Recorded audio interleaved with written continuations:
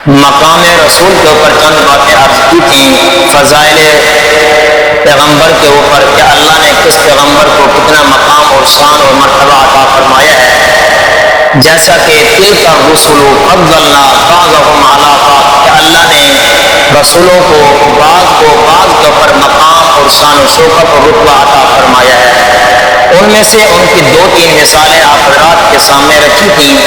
وَآتَيْنَا عِیسَیٰ ابْنَ مَرْیَمَ الْبَیِّنَاتِ وَأَیَّدْنَاهُ بِرُوحِ الْقُدُسِ، ایک تو سیدنا حضرت عیسیٰ بن مریم علیہ السلام کو اللہ نے مقام عطا کیا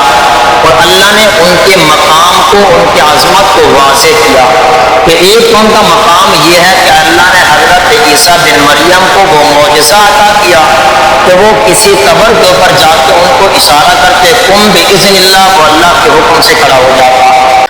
اعوذ باللہ من الشیطان الرجیم، بسم اللہ الرحمن الرحیم، یا ایہا الذین آمنوا انفقوا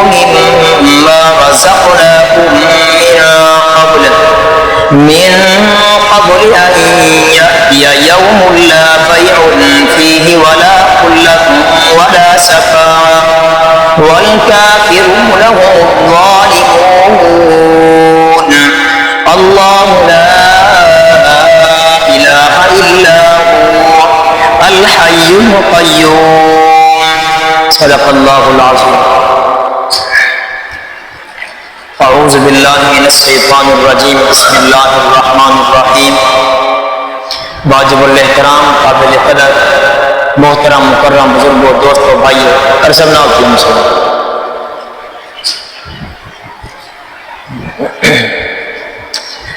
حضرات محترم، کل کے درس قرآن کے اندر میں نے آپ حضرات کے سامنے مقام رسول کے اوپر چند باتیں عرض کی تھیں، فضائل پیغمبر کے اوپر کہ اللہ نے کس پیغمبر کو کتنا مقام اور شان اور مرتبہ عطا فرمایا ہے، جیسا کہ تلک الرسل فضلنا بعضهم علی بعض، کہ اللہ نے رسولوں کو بعض کے اوپر مقام اور شان و شوکت اور رتبہ عطا فرمایا ہے۔ ان میں سے ان کی دو تین مثالیں آپ حضرات کے سامنے رکھی تھیں۔ وَآتَيْنَا عِیسَیٰ ابْنَ مَرْیَمَ الْبَیِّنَاتِ وَأَیَّدْنَاهُ بِرُوحِ الْقُدُسِ، ایک تو سیدنا حضرت عیسیٰ بن مریم علیہ السلام کو اللہ نے مقام عطا کیا اور اللہ نے ان کے مقام کو، ان کی عظمت کو واضح کیا کہ ایک تو ان کا مقام یہ ہے کہ اللہ نے حضرت عیسیٰ بن مریم کو وہ معجزہ عطا کیا کہ وہ کسی قبر کے اوپر جا کے ان کو اشارہ کرتے قم بإذن اللہ، وہ اللہ کے حکم سے کھڑا ہو جاتا۔ یہ اللہ نے ان کو معجزہ عطا کیا۔ دوسرا ان کا معجزہ یہ تھا کہ وہ نیچے زمین سے مٹی کو اٹھاتے، پھونک مارتے، وہ پرندہ بن جاتا، چڑیا بن جاتی۔ اور اسی طرح ان کے علاوہ اور بھی اللہ نے ان کو معجزات سے نوازا۔ اور اسی طرح حضرت سیدنا موسیٰ علیہ السلام کے بارے میں قرآن کہتا ہے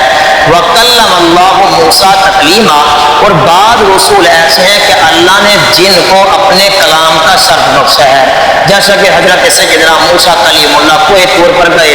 اللہ نے ان کے ساتھ ہم کلامی کی۔ وَكَلَّمَ اللَّهُ مُوسَىٰ تَكْلِیمًا، اور یہاں ہے مِنْهُمْ مَنْ كَلَّمَ اللَّهُ، تو ان میں سے بعض ہوا کہ جن کے ساتھ اللہ نے کلام کیا ہے، اور بعض کیا وَرَفَعَ بَعْضَهُمْ دَرَجَاتٍ، اور اللہ نے ان میں سے بعض کے درجات کو بلند کیا ہے۔ مثال کے طور پر حضرت محمد صلی اللہ علیہ وسلم کو اللہ نے آسمانوں کے اوپر معراج عطا کیا ہے، اور یہ بھی کس طرح کیا ہے، ایک رات کے اندر اللہ نے مسجد اقصی، بیت المقدس، 7 آسمانوں کے سیر، 7 زمینوں کے سیر، اللہ نے جنت اور جہنم کا نظارہ کرایا۔ یہ سارا سفر گویا کہ ایک رات کے اندر کیا۔ تو یہ تمام در اللہ قرآن کریم یہ کہنا چاہتا ہے تلک الرسل فضلنا بعضهم علی بعض، اللہ کہتا ہے کہ ہم نے بعض رسولوں کو بعض کے اوپر مقام اور فضیلت عطا فرمائی ہے۔ حضرات آج کے درس قرآن کے اندر ہم بیان کریں گے، ایک تو مال کے اوپر، اور ایک جو ہے نا بعث بعد الموت، یعنی مرنے کے بعد عقیدہ قیامت جس کو ہم بولتے ہیں، یعنی قیامت کے دن آدمی کن مراحل سے گزرے گا، اور اس سے آگے آیت الکرسی کے کچھ فضائل ہیں، اس کے کچھ مناقب ہیں، پھر اسی آیت الکرسی کے اندر اللہ تبارک و تعالیٰ کی صفات کریمہ ہیں، آپ کی صفات طیبہ ہیں کہ اللہ کی کون کون سی صفات ہیں، تو یہ چند باتیں آپ کے سامنے انشاءاللہ بیان کروں گا۔ حضرات پہلی بات یہ ہے کہ آپ کتایا نہ کریں، جس آدمی کو کوئی مجبوری ہو، کوئی کام ہوتا ہے یا کوئی ضروری ہے تو اس کو بامر مجبوری تو ہر چیز کی رعایت ہوتی ہے، تو آپ میں سے جو آدمی مجبور ہوتا ہے وہ بالکل جا سکتا ہے۔ تو یہاں پہلی آیت کریمہ یہ ہے، یا ایھا الذین آمنوا، اے لوگوں جو ایمان لے آئے ہو، انفقوا، یہ لفظ امر کا صیغہ، جس طرح میں بولتا ہوں کہ صلی، نماز پڑھو، یا میں کہتا ہوں کہ فلاں کام کرو، تو یہ امر کا صیغہ یعنی حکم ہے، ایسا نہیں کہ یہ کام کرنا ہے۔ اگر ایسا کہتا ہوں کہ یہ کام کرنا، یہ تاکید ہے، یعنی اس کام کو لازماً کرنا ہے۔ اب میں نے بولا کہ بچوں نے صفائی کرنی ہے، تو یہ امر کا صیغہ ہے، آج کریں، کل کریں، پرسوں کریں، صبح کریں، شام کریں، دوپہر کریں، یہ امر کا صیغہ، جب ان کا جی چاہے۔ تو یہاں یہ لفظ امر کا صیغہ ہے اور اللہ کریم حکم بیان فرما رہے ہیں، یا ایھا الذین، اے لوگوں جو ایمان لے آئے ہو، انفقوا، تم خرچ کرو۔ اب خرچ کس میں سے کرنا ہے؟ مما رزقناکم، اس میں سے جو اللہ نے تمہیں دیا ہے، مما رزقناکم، اس مال میں سے جو اللہ نے تمہیں دیا ہے۔ اچھا جو خرچ کس وقت تک کرنا ہے؟ اللہ نے اس وقت کو بھی متعین کر دیا۔ پہلے اس کی وضاحت سن لیں کہ انفقوا، کہ تم خرچ کرو، مما، اس میں سے، رزقناکم، جو اللہ نے تمہیں رزق دیا ہے، جو اللہ نے تمہیں مال عطا کیا ہے۔ لیکن حضرات اس دنیا کے اندر بعض لوگ یہ کہتے ہیں، یہ تو ان کی عارضی ملکیت ہے نا، تو بعض لوگ کہتے ہیں کہ میں نے فلانا مال کما لیا، میں نے فلانا جائیداد عطا فرما لی، میں نے فلانے مرتبے کو اپنے ہاں گویا کہ اس کے اندر مقبول ہو گیا ہوں۔ اللہ کہتے ہیں مما، اس میں سے، رزقناکم، جو میں نے تمہیں رزق دیا ہے، اس میں سے تم کیا کرو؟ خرچ کرو۔ اب حضرات اللہ تبارک و تعالی مال دے کر بھی آزماتا ہے اور اللہ مال کو لے کر بھی آزماتا ہے۔ اب یہاں بعض لوگ ایسے ہیں، اللہ نے جن کو اتنا مال عطا کیا ہے کہ اس کے مقابلے کے اندر اگر کسی غریب کی حیثیت کو دیکھا جائے تو شاید اس امیر کے مقابلے میں وہ ذرہ برابر اور رتی برابر بھی اس کی کوئی حیثیت نہ ہو۔ حضرات اب اگر دیکھا جائے کہ اگر یہاں ہوتا مال محنت کے لحاظ کے اوپر کہ جو آدمی زیادہ محنت کرتا ہے مال اس کو ملا جائے، تو سراسر یہ اصطلاحات غلط ہے، کیونکہ اس دنیا کے اندر اگر دیکھا جائے تو سب سے زیادہ جو محنت کرنے والا ہے، مزدوری کرنے والا ہے، تکلیف اٹھانے والا ہے، تو وہ مزدور ہے کہ جو صبح کے وقت جاتا ہے پھر شام کو آتا ہے، پھر وہ بھی 800 اور 1000 روپیہ لے کر آتا ہے۔ اور اس کے علاوہ اگر اس آدمی کو دیکھا جائے کہ جو بند کمرے کے اندر بیٹھ کر، پنکھے کے نیچے بیٹھ کر، بند کمرے کے اندر ایسی کے اندر بیٹھ کر، اب اگر اس کی رقم کو دیکھا جائے تو شاید اس مزدور کے مقابلے کے اندر وہ کئی درجے اور کئی حصے اس کا مال زیادہ بنتا ہے۔ تو یہاں جو مال ہوتا ہے وہ محنت کے اوپر نہیں ہے، بلکہ یہ اللہ کی تقسیم ہے کہ اللہ کی ذات جس کو جتنا دینا چاہے۔ تو یہاں اللہ نے جس آدمی کو مال دیا ہے تو اللہ کہتے ہیں انفقوا، تم نے اس مال کو خرچ کرنا ہے، مما رزقناکم، اس میں سے جو میں نے تمہیں دیا ہے۔ یعنی یہ اللہ کہتا ہے کہ اللہ ایک مزدور کو 800 روپیہ دیتا ہے، اور اس کے علاوہ یعنی اچھی چھاں کے اندر بیٹھنے والا، ہواؤں کے اندر بیٹھنے والا، اب اس کے ہاں مال بہت زیادہ ہے، تو اللہ کہتے ہیں کہ تم اس مال کو خرچ کرو۔ خرچ یہ کب تک کرنا ہے؟ من قبل، اس وقت سے پہلے،